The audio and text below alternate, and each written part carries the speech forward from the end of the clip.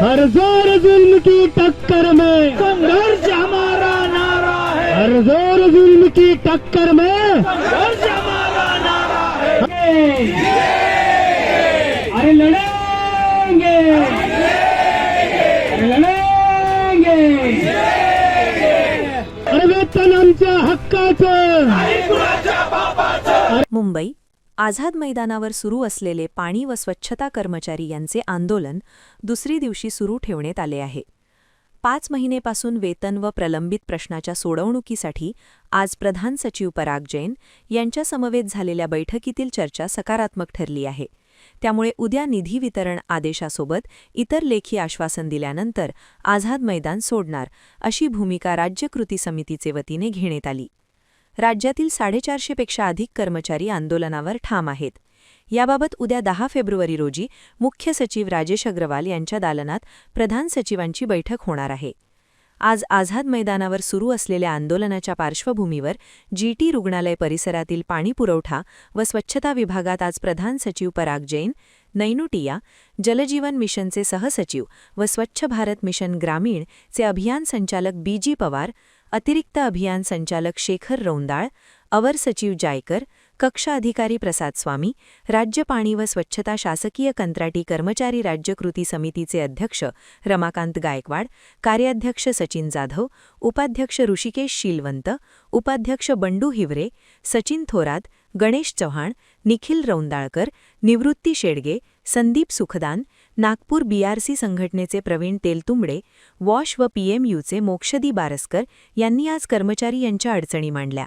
कृती समितीने जलजीवन मिशन, स्वच्छ भारत मिशन ग्रामीण, जिल्हास्तर कर्मचारी, बीआरसी, सीआरसी व वॉश पीएमयू अंतर्गत कर्मचारी यांचे वेतनासाठी आग्रही राहिली। आकृतीबंध व मॅचचे निर्णयानुसार कायम करण्याची मागणी करण्यात आली। पूरे महाराष्ट्र से 34 जिलों से संविदा कर्मचारी यहाँ आजाद मैदान पर जन आंदोलन करने के लिए आए हैं। हमारी एक ही मांग है कि जो सुप्रीम कोर्ट ने बताया कि इक्वल वर्क इक्वल पे वो लागू होने चाहिए।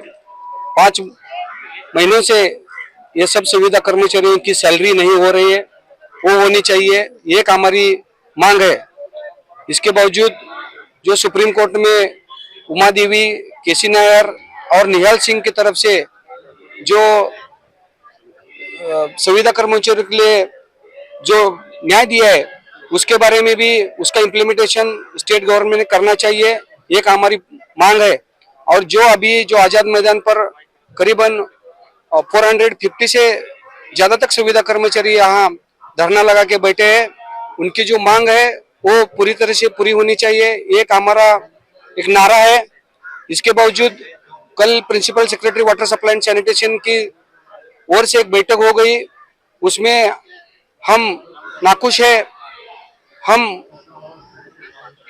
सब लोग एक ही मांग है, हमारा जो 5 मंथ से हमारा जो वेतन थका हुआ है वो मिलना चाहिए, यही हमारी मांग है। एक मिनट, जो यहाँ स्वच्छ भारत मिशन ग्रामीण, जल जीवन मिशन, इसमें जो बीआरसीआरसी काम करे, वाटर क्वालिटी के जो लोग काम करे, उनके भी बहुत सारे प्रॉब्लम्स है। मीन्स उनको मार्च तक ही उनको जो अपॉइंटमेंट जो है दिया हुआ है, जो अगले साल और जो प्रोजेक्ट के बारे में जो होना चाहिए वो नहीं हो रहा है। अभी हमारे साथियों ने भी इसके बारे में डिटेल से बताया है, लेकिन जो जल जीवन मिशन है, वाटर क्वालिटी के लोग हैं, स्वच्छ भारत मिशन के लोग हैं, उनको भी न्याय मिलना चाहिए, यही हमारी मांग है। आपल्या देशामध्ये भारतीय संविधान आहे, परंतु इथलं शासन आहे, इथले अधिकारी आहे, इथले प्रशासन आहे, आम्हाला कुठेतरी नक्षलवादी असल्यासारखं वागणूक देत आहेत, आम्हाला दुय्यम वागणूक दिली जात आहे। 4-4 महिने आम्हाला पगार दिला जात नाही। हे आमच्यासाठी खूप मोठी गोष्ट आहे की आम्ही आमचं कुटुंब चालवायचं कसं, आमच्या आरोग्याचे प्रश्न, आमच्या घरातले प्रश्न आहेत। इथे राहणारे मॅक्झिमम लोक भाड्याने राहतात, त्याचे भाडे करून काही लोकांना घराच्या बाहेर काढलेलं आहे। आमचं अकोल्याचं प्रकरण झालं, आमच्या अकोल्याचा शिपाई अटॅक आला, त्याचा पॅरालिसिस अटॅक झालाय। म्हणजे हे शासन आम्हाला मरणाची वाट बघताय का? 4-4 महिने पगार न देऊन आमचं शासन काय साध्य करत आहे? म्हणजे आम्ही माणसं नाही आहेत का? आणि माणसासाठी आम्ही काम करत आहेत। डॉक्टर बाबासाहेब आंबेडकरांनी संविधान दिलं की माणसानं माणसासाठी जगलं पाहिजे, यासाठी संविधान दिलंय। संविधानाची अंमलबजावणी या ठिकाणी होत नाही, ही बाब फार खेदाची आहे मॅडम। तसे आम्हाला शासनाला एकच म्हणणं आहे की आम्ही माणूस आहेत, माणसासाठी जगलं पाहिजे। आम्ही मौलिक आम्ही काम करत आहोत, ते कामाचा आम्हाला मोबदला दिला पाहिजे। आम्ही काही वेगळं मागत नाहीत, आम्ही कामाचा मोबदला मागतोय। नमस्कार, मी ऋषिकेश शीलवंत। आम्ही या आझाद मैदानावरती आमच्या 34 जिल्ह्याचे सर्व प्रतिनिधी या ठिकाणी उपस्थित आहोत. आम्ही सर्वजण जिल्हा पाणी व स्वच्छता मिशन कार्यक्रमामध्ये स्वच्छ भारत मिशन आणि जल जीवन मिशन अंतर्गत कार्यरत आहोत. हे सगळे जे आलेले आहेत हे कॉन्ट्रॅक्च्युअल एम्प्लॉईज आहेत जे 2004 पासून आपली सेवा देत आहेत. शासनाकडे आम्ही वेळोवेळी मागणी करत आहोत. आम्हाला मॅट कोर्टाने निर्णय दिलेला आहे ज्याच्यामध्ये आम्हाला सांगितलेलं आहे की ज्यांना 10 वर्ष पूर्ण झालेले आहेत त्यांच्या सेवा कायम करण्यात याव्या तसा प्रस्ताव दाखल करण्यासाठी सूचित केलेला आहे. दुसरी गोष्ट जे कर्मचारी कॉन्ट्रॅक्च्युअल आहेत त्यांना 58 वर्षापर्यंतची त्यांना कायमस्वरूपी मुदतवाढ देण्यात यावी. कोणाचं डिस्कंटिन्युएशन करू नये. जे आता अनइथिकल प्रॅक्टिस सुरू आहे कुठल्या जिल्ह्यामध्ये 3 महिन्याचं कंटिन्युएशन दिलं, कुठे 1 महिन्याचं कंटिन्युएशन, कुठे 11 महिन्याचं, तर ती युनिफॉर्मिटी संपूर्ण राज्यामध्ये लागू केली पाहिजे.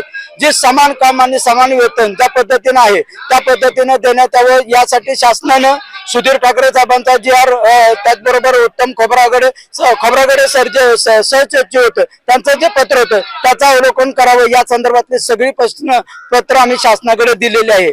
आम्ही इमानद्वारे सेवा करत होतो. शासनाकडे आजपर्यंत आम्ही कधी कुठलंही आंदोलन केलं नाही.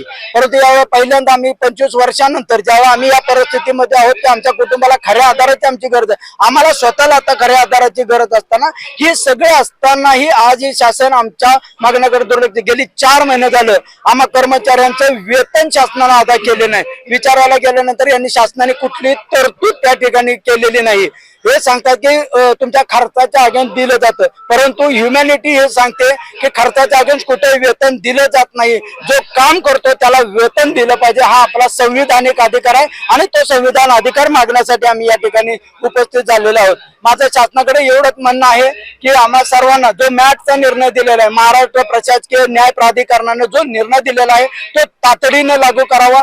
जे आउटसोर्सिंग जे करण्यात आलेलं आहे ज्याच्यामध्ये सगळ्यात जास्त शासनाचा नियतव्यय खर्च होतोय तो नियतव्यय कुठेतरी थांबला पाहिजे आणि जे कंत्राटी कर्मचारी ही जी वेट भिकारी पद्धत शासनाने अवलंबते ही कुठेतरी बंद केली पाहिजे हेच आमची मागणी आहे. आणि तात्काळ आज मी तिला शासन सहज शक्य आहे. शासनाला फार काय अवघड नाहीये.